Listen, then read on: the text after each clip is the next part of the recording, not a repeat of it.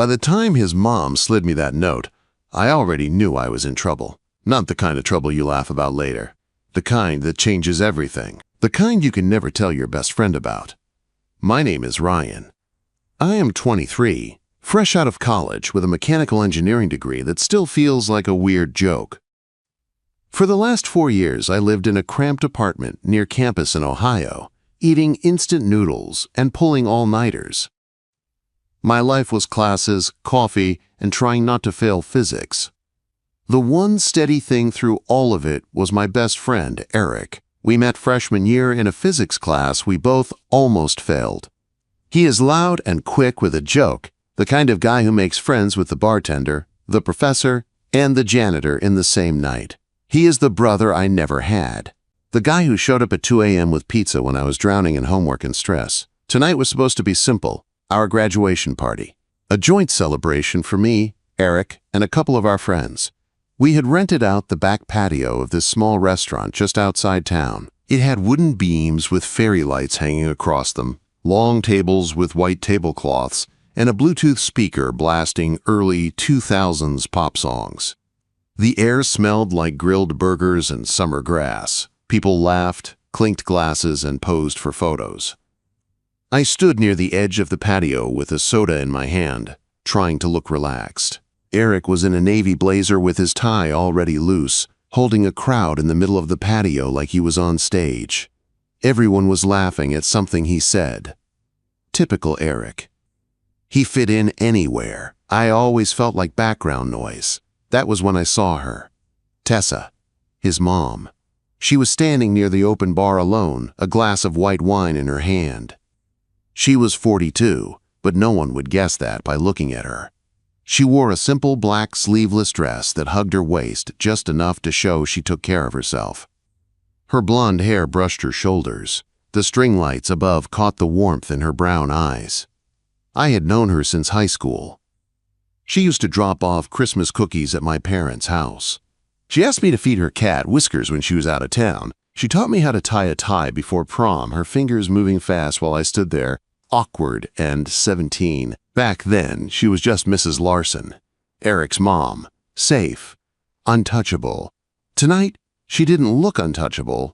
She looked like a woman, a beautiful, calm, slightly lonely woman, standing alone at a bar, pulled out of a world she used to fit into.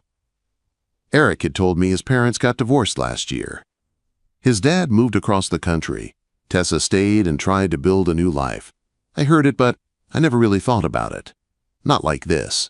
Not while watching her sip her wine with that quiet distance in her eyes. I realized I was staring. My soda can was sweating in my hand, and my chest felt tight. I tried to look away. This was insane. This was Tessa. She had grounded me and Eric when we were 17 for stealing beers from her fridge. She sent me a birthday card every year with a 20 tucked inside. I had no right to be looking at her like that, but my eyes kept drifting back. The way she held her glass, the curve of her smile when someone walked by and said hello, the way her shoulders relaxed when she exhaled. My stomach twisted, half guilt, half something I did not want to name. Eric clapped a hand on my shoulder, making me jump. "Yo, Ryan, you gonna stand here all night or actually talk to people?"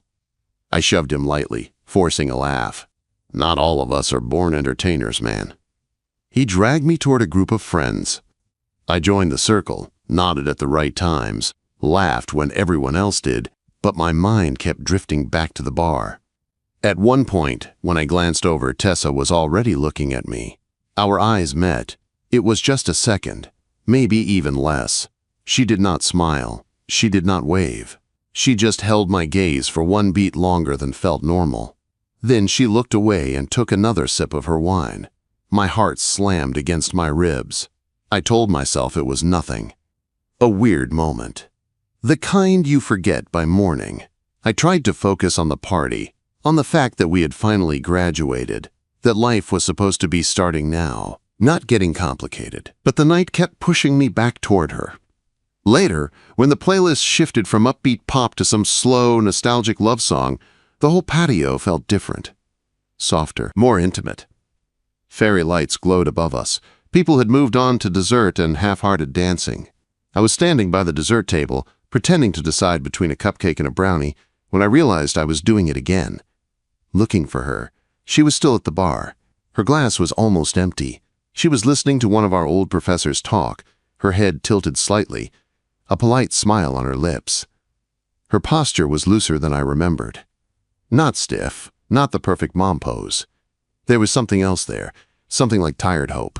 I could not stand there hiding behind cupcakes forever, so I did the only thing that made sense in my spinning head. I walked to the bar. I told myself I was just going for another soda, that if she spoke to me it would be casual, normal, that I would feel stupid for overthinking all of this. Tessa looked up before I could chicken out. "Ryan," she said, her voice warm, the corners of her mouth lifting, "trapped by the dessert table or just hiding?" I laughed, rubbing the back of my neck. "Little of both. You know I'm not great with crowds." "You have survived worse," she teased. "Like the time I caught you and Eric with my beer." I groaned. "You are never going to let that go, are you?" "Not a chance." She took a small sip of wine, her eyes flicking over me. "You look good. You tied that yourself?" I glanced down at my navy tie, remembering the 20 minutes I spent in the mirror before the party. "Yeah, you taught me, remember?" Her smile softened. She leaned a little closer against the bar, her fingers tracing the stem of her glass. "I remember," she said, her voice quieter. "I remember more than you think." The noise around us faded. The music, the laughter, the clink of glasses, all dropped to a dull hum. It felt like someone had turned a spotlight on just the two of us. "Guess I owe you for more than Thai lessons," I said, trying to keep it light, even though my pulse was racing. "Guess you do," she said, eyes holding mine. The silence that followed was not awkward. It was charged, heavy in a way that made it hard to breathe. I knew I should back away, find Eric, rejoin the party. Anything but stand there letting the ground shift under my feet. I turned slightly, reaching for a bottle of soda on the bar. "I'm just going to grab a drink and get out of your way." I started. Her fingers brushed my elbow. Light. Barely there. But it stopped me cold. "Ryan," she said softly, "you don't have to run off." Something in her voice made my chest tighten. I looked back at her. Her face was half in shadow from the string lights. Her eyes were open, not guarded, not distant, waiting. Before I could answer, a folded white napkin slid across the bar toward my hand. Her fingertips lingered on it for a second. "For later," she said. I frowned, confused, but I took it. I did not open it there. I just felt the small square of paper in my palm, like it was burning through my skin. It was only when I stepped away, my heart pounding, that I unfolded it under the edge of the fairy lights. In neat, careful handwriting, it said, "Come find me tonight." My fingers shook around that little square of paper. 4 words. "Come find me tonight." The fairy lights above me blurred for a second. I blinked hard, half sure I was reading it wrong. I flipped the napkin over, like maybe there was more. Some joke, some explanation. Nothing. Just her handwriting, small and neat, like the notes she used to leave on the fridge for Eric when we were in high school. I looked up. Tessa was still at the bar, her wine glass now empty. She did not look at me. She just placed the glass down, said something to the bartender, and turned away. The dress, the lights, the calm way she moved through the crowd, it all made my chest feel tight. Maybe she did not write it. Maybe someone was messing with me. Maybe I was losing my mind. I glanced at the note again. I knew that handwriting. I had seen it on birthday cards, grocery lists stuck to her fridge, little sticky notes on Eric's door. It was hers. "Ryan, move in a little, man." Eric's voice snapped me out of it. He tugged me toward the center of the patio where someone was lining up our whole group for photos. I shoved the napkin into my pocket so fast I almost tore it. I stood between Eric and one of our friends, forcing a smile. The camera flashed. People laughed. Someone yelled for one more shot. I could feel the note against my leg. A secret no one else knew. "Dude, you look like you saw a ghost," Eric said under his breath. nudging me with his elbow. "You good?" "Yeah," I lied. "Just tired." He grinned. "Party's not over yet. After this, we're hitting Jake's place. You better not bail." "Yeah," I said again, but my mind was nowhere near Jake's. When the group broke apart, I scanned the patio. Tessa was near the back edge now, talking to one of the professors. She laughed at something he said, but her eyes slid past him and brushed over me for half a second. No smile, no nod, just that same steady look. My heart jumped. The night moved on like nothing was different.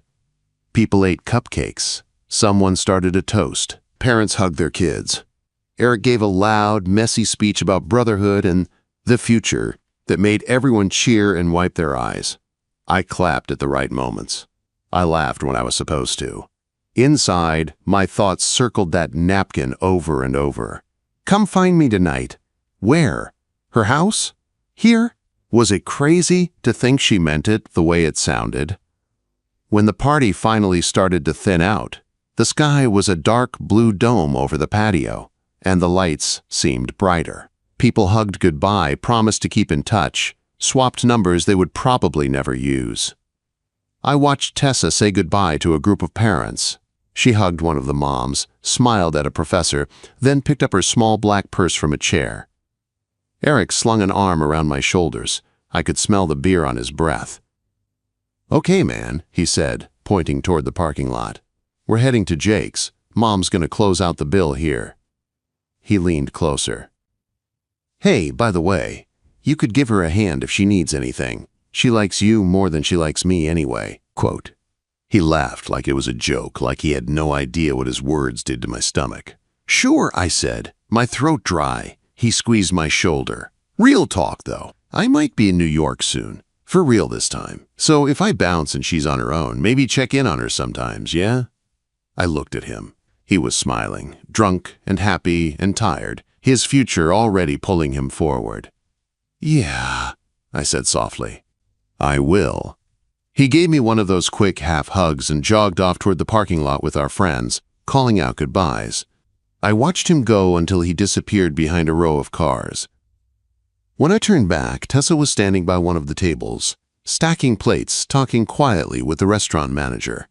I walked over, trying to act normal. "You need help?" I asked. She looked up at me, and for a moment, the whole night flashed between us. The looks, the touch on my elbow, the note. Her lips curved into a small smile. "You don't have to stay," she said. "This is your night." "I know," I said. "I want to."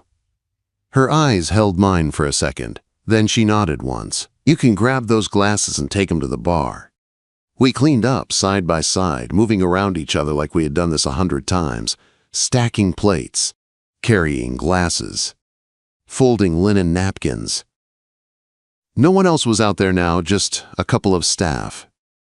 The music was lower. The night felt closer. When everything was done, she signed the bill and thanked the manager. The patio was almost empty, the lights above us buzzing softly. "Thank you for staying," she said as we walked toward the parking lot together. Her heels clicked on the stone. "You always were the quiet, dependable one." I laughed weakly. "That makes me sound boring." She looked at me. "I don't think you're boring, Ryan." We reached her car. She leaned against the door for a moment, her purse hanging from her shoulder, her dress catching the light. I could feel the napkin in my pocket like it was burning a hole through the fabric. "Tessa," I said, my voice low, "about the note." Her eyes flicked to my pocket, then back to my face. "You read it," she said, not a question. "Yeah." Quote. A breath left her chest, slow and careful. "Then you know I meant it." My heart hammered so hard I thought she could hear it. "Come find you where?" I asked, my throat tight. She gave a small, almost shy smile. It was strange seeing her like that, not in full control. "You know where I live," she said quietly. "You have for years." I swallowed. "And if I don't?" "Then you don't," she said. Her gaze was steady, but I could see the edge of fear there. "I won't bring it up again." She opened her car door and stepped in, then paused, looking back at me over her shoulder. "I'll be home around 11, she said. "Drive safe, Ryan." Then she closed the door and pulled away, her taillights glowing red as she disappeared down the quiet street. I stood there alone in the parking lot, the night humming softly around me, my mind spinning. I could have gone to Jake's party. I could have gone home, thrown the napkin away, and pretended this never happened. Instead, 2 hours later, just before 11, I found myself driving down a familiar street lined with small, tidy houses and trimmed lawns. My hands were tight on the steering wheel. My stomach felt like it was full of rocks. Tessa's house sat at the end of the block, the same 2-story place I had been coming to since high school. The porch light was on. The living room window glowed warm and soft. I parked across the street and sat there for a full minute, my heart crashing against my ribs. I told myself to turn the car back on, to go home, to think about Eric, to think about the age gap, to think about everything that made this a bad idea. Then I reached into my pocket and pulled out the napkin again. "Come find me tonight." I stepped out of the car. The air smelled like cut grass and distant rain. Crickets chirped. My shoes sounded too loud on the sidewalk. When I reached her front door, I almost turned around. Before I could, the door opened. Tessa stood there in the doorway, barefoot, her hair down, the black dress traded for a loose gray t-shirt and soft-looking jeans. The light behind her framed her like a picture. For a moment, neither of us spoke. Then, she stepped aside, her voice low and even. "Come in, Ryan," she said, "if you're sure you want to." Walking into her house that night felt like stepping out of my own life. I had been in this living room 100 times. Movie nights with Eric, sleepovers in high school, Super Bowl parties where Tessa brought out trays of wings and yelled at the TV louder than any of us. But it had never felt like this.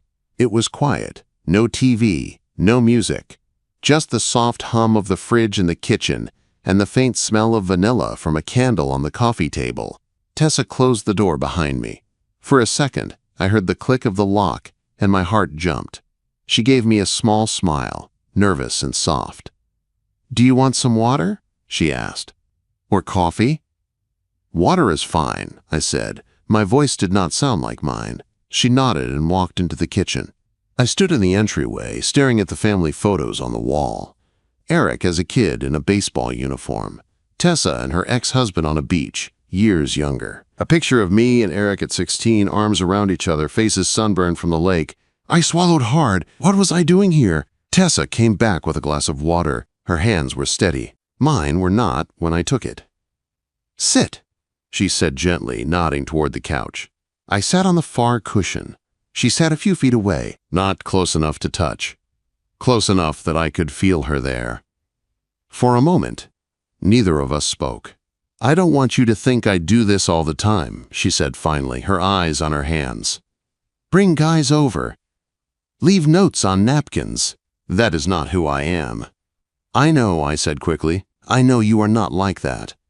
She looked up at me, searching my face. "Then what do you think I am doing, Ryan?" I stared at the glass in my hands. The water shook.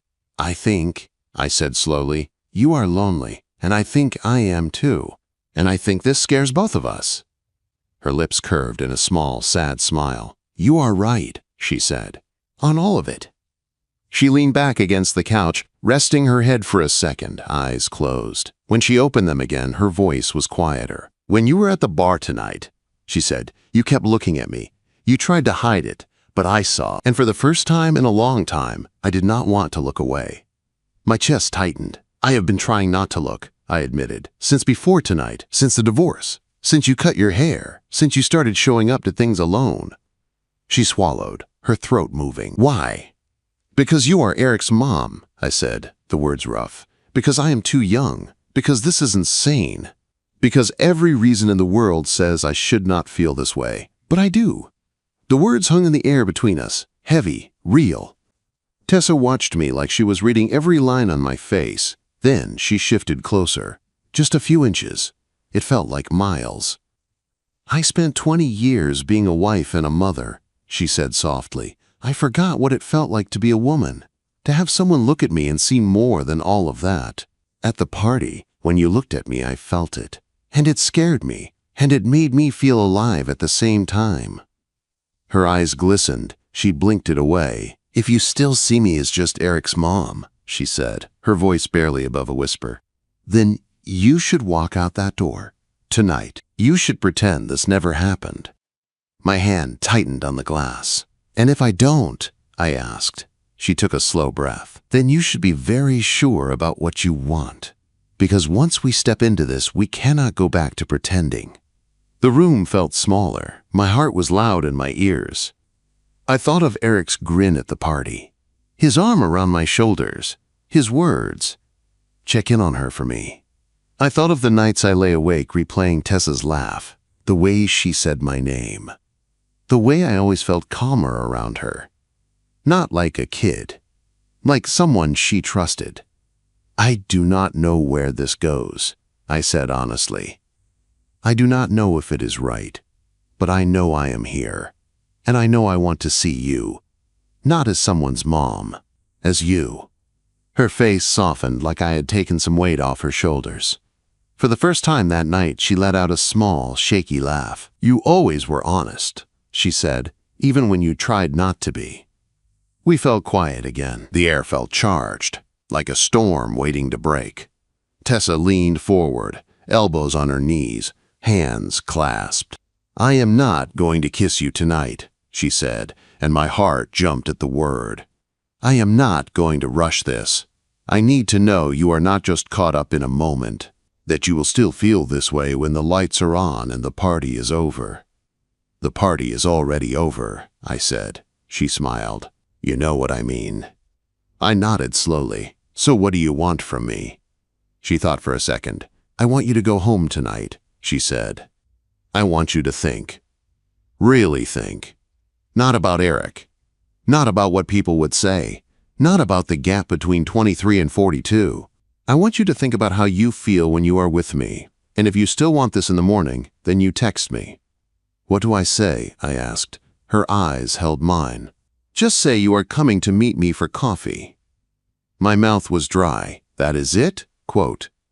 That is it, she said. If you do not text, I will understand. I will not bring this up again. You can still come over with Eric. We can still be what we have always been. I will not punish you for choosing the simple path. And if I text? I asked. Then we see where this goes, she said. She stood up. I followed. She walked me to the door, her bare feet silent on the hardwood floor.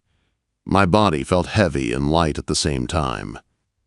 At the door, she turned to me, her hand resting on the frame. Thank you for coming tonight, she said. You did not have to. I wanted to, I said. For a second, it felt like she might close the space between us. But she did not. She just looked at me like she was trying to memorize my face. Good night, Ryan, she said softly. Good night, Tessa. I stepped outside. The night air hit me like a wave, cool, sharp, real. I walked to my car in a daze, the porch light glowing behind me. I did not sleep much. I lay in bed staring at the ceiling, my phone on the pillow next to me. Every time I closed my eyes, I saw her sitting on that couch. The way her voice trembled when she said she wanted to feel alive. The way she looked at me like she saw every part of me and did not turn away. By morning, my stomach was twisted in knots. I thought about Eric, about what he would say if he ever found out, about how he told me to check in on his mom like it was nothing. Then I thought about Tessa's face when she asked me to see her, not just as a mom, as a woman. At 10:12 a.m., my hands shaking, I finally unlocked my phone. Hey, I typed, you free for coffee today? I stared at the screen for a full minute before hitting send. The second it went through, I wanted to throw my phone across the room. Her reply came less than 30 seconds later. There is a bakery near campus, she wrote. 11 a.m. I will be there. My heart sped up. I grabbed the first clean shirt I could find, pulled on jeans, and ran my fingers through my hair. The walk to the bakery felt both too fast and too slow. It was a small place I had passed 100 times but never gone into. Exposed brick walls, big windows, tables outside under striped awnings. The smell of coffee and fresh bread rolled out onto the sidewalk. Tessa was already there. She sat at a small round table outside, sunglasses pushed into her blonde hair, and an espresso cup in front of her. There was a book on the table, but she was not reading it. She was watching the street. When she saw me, a slow, careful smile spread across her face. "You came," she said, her voice warm and low. "Yeah," I said, my throat tight. Could not exactly ignore that invite. She laughed, and the sound broke something in my chest in a good way. "I was not sure you would show," she admitted. "After last night, I thought I might have scared you off." "You did," I said, "a little." Her smile faded into something softer. "And yet, you are here." "Yeah," I said again, "I am." I sat across from her. The table between us felt small. The space felt smaller. We started with simple things. She asked about my job hunt. I told her about the engineering firms I had applied to. I asked how she was doing with her freelance work. She told me about articles she was writing and how strange it felt to build a life on her own. But under every word, there was something else. Our knees brushed under the table and neither of us moved.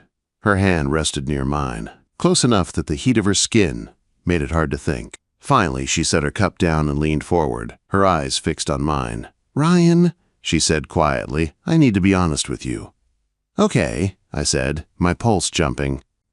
"I am not the easy choice," she said. "I am 42. I have a son your age. I have baggage. I have a whole life behind me. If you want something simple, something light, you should walk away now." I shook my head. "I do not want simple," I said. "I want real." Her eyes softened at the word. "Then hear this too," she said. "I am tired of pretending I am only Eric's mom, or the woman who smiles and says she is fine. I want to feel something real again. I want to be seen. Not as a project, not as a broken person, as a woman who still has a life to live." I swallowed hard. "I see you," I said. "Not as a mom, as you." She held my gaze for a long moment. Then she said, in a voice that barely carried over the quiet noise of the street, "Not just as a woman, as the woman you are afraid to tell anyone about." Her words hit like a spark. My mind raced. Eric's face flashed in my head. But my heart felt steady for the first time in days. "I do not know what this is yet," I said. "But I know I do not want to look away from it." A slow smile tugged at her lips. It was small but real. "Good," she said softly, "because I do not either." We sat there for another hour, talking about music and books and little things that did not seem important, but somehow were. It was not the words that mattered. It was the way she looked at me like each answer meant something. The way our hands stayed close but did not quite touch. When we finally stood to leave, the sun had climbed higher in the sky. The air was warm. The world felt sharp and bright. "This stays between us," she said as we walked toward her car. Her sunglasses were back on, hiding her eyes, but her voice was clear. "Not because I am ashamed, because I know how fragile this is." "Just us," I said, "for now." She nodded once. Then she did something small that meant everything. She reached out and let her fingers slide against mine. Just for a second. Just long enough to send a shiver up my arm. Then she stepped back, opened her car door, and drove away, leaving me on the sidewalk with my heart pounding and the quiet truth sinking in. Whatever this was, it had begun. And there was no going back. The weeks after the bakery felt like stepping into a secret life. On the surface, nothing had changed. I was just a new graduate in a small Ohio town sending out resumes and pretending I knew what came next. I hung out with Eric when I could. We got wings at the bar near campus. We played video games in his half-empty apartment while he talked about his future. Underneath all of that, there was Tessa and me. It started small. She would text me about some errand she needed help with. Fixing a loose cabinet door in her kitchen. Carrying a box out of her attic. Looking at a leaky faucet she claimed was too stubborn to twist off. Each time I went over, it felt less like a favor and more like an excuse to be near her. Her house became a quiet place outside of time. The same two-story home I had known for years, but now every corner felt different. There was always something warm on the stove. Soup simmering. Bread cooling on a rack. A candle lit on the counter. We would talk while I worked, about my job searches, about her writing, about how strange it was to move on after a divorce. Sometimes we ended up on the couch, sitting a little too close, a record spinning in the background while we shared songs from her old collection. We did not rush it. We did not cross every line at once, but the space between us kept getting smaller. Some nights our shoulders would touch. Some nights her hand would brush mine and stay there for a breath too long. I could feel something building, slow and steady, like a tide rising. The guilt came with it. Eric had always been part of this house. His photos were still on the walls. His old trophies lined the shelf in the hall. Sometimes I would sit at Tessa's table, hear her laugh, feel her hand on my arm, and picture his face if he walked in and saw us. One evening we met at a diner on the edge of town. Eric had texted me earlier that day. Got the internship in New York, man. I'm actually going. Drinks tonight? He was grinning when I walked into the bar. The city lights from the TV flickered on his face. This is it, he said, clinking his glass against mine. Real job. Real city. Real chaos. That's huge, I said, and I meant it. I was proud of him. He went on and on about apartments and subways and new friends he would make. I smiled and nodded, but my chest felt tight. Then, almost like he had just remembered, he said, Hey, my mom's gonna be on her own again. You know how she is. Strong, but stubborn. Check in on her sometimes if you're still in town, yeah? Grab dinner with her. She likes you. My heart thudded. I forced my face to stay relaxed.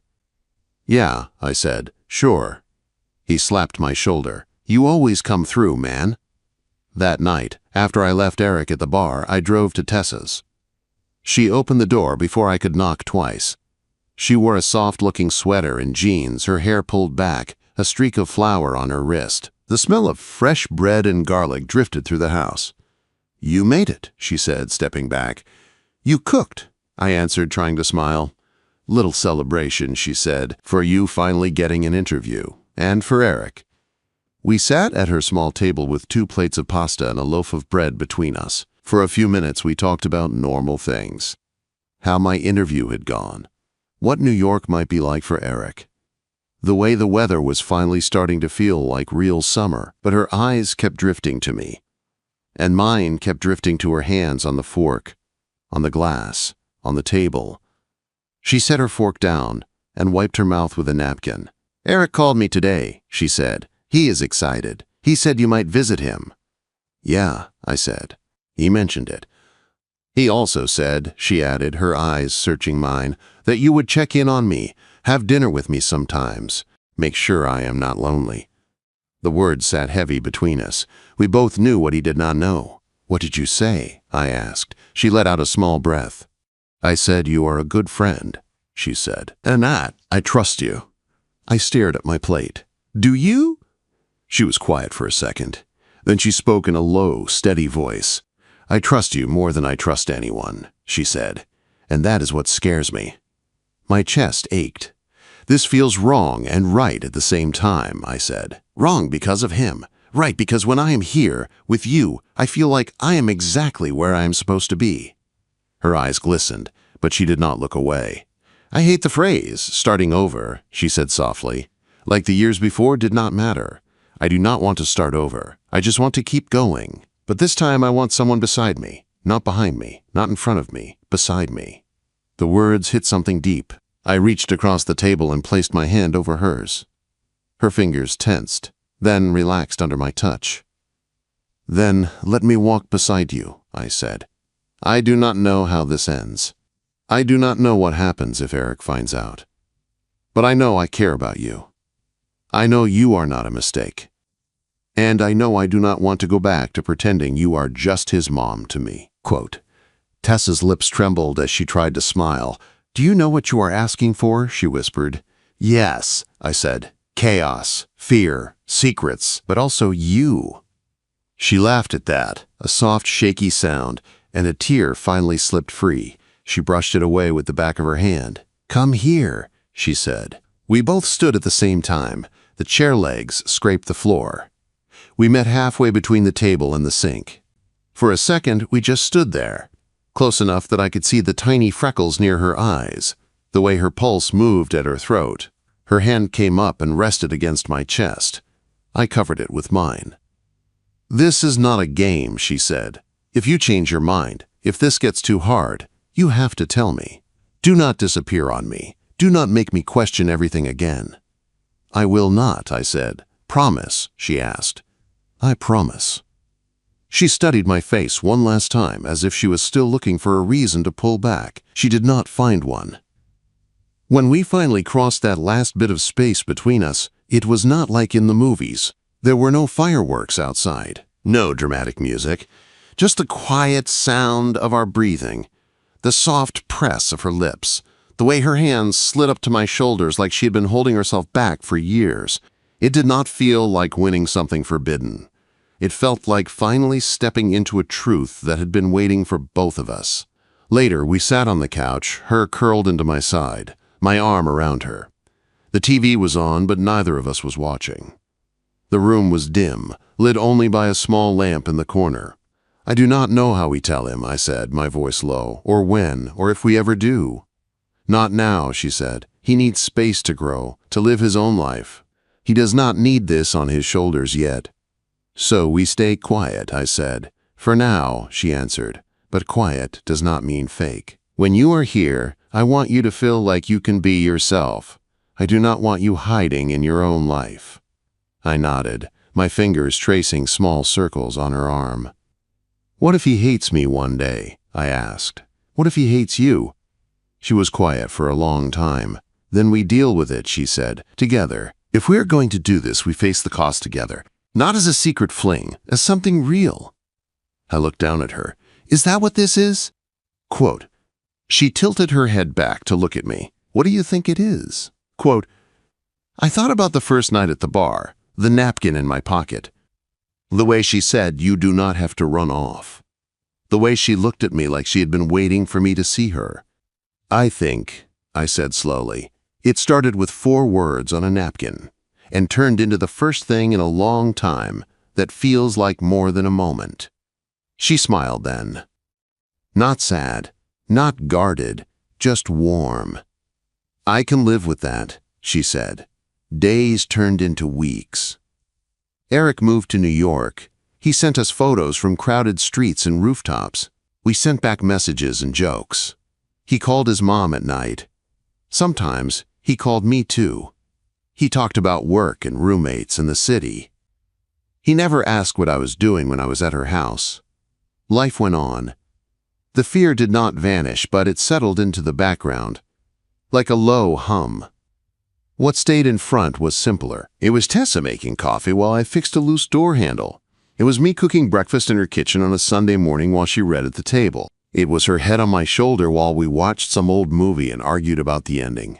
One night, months after that graduation party, we were sitting on her porch. The air was cool. The sky above us was clear and dark.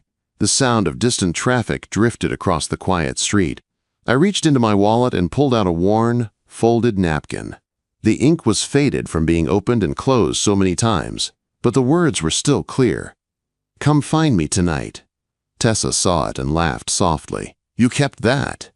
"Yeah," I said. "Guess I did." "Do you regret it?" she asked. "Finding me?" I looked at her, at the woman sitting beside me, the woman who had been a part of my life for years without me even knowing how much she would matter. "Not for a second," I said. "Do you?" She shook her head, her eyes bright. "No," she said. "I think that was the first honest thing I had done for myself in a long time." Quote, I slid the napkin back into my wallet and took her hand in mine. It was still a secret. It was still messy. It was still full of unknowns.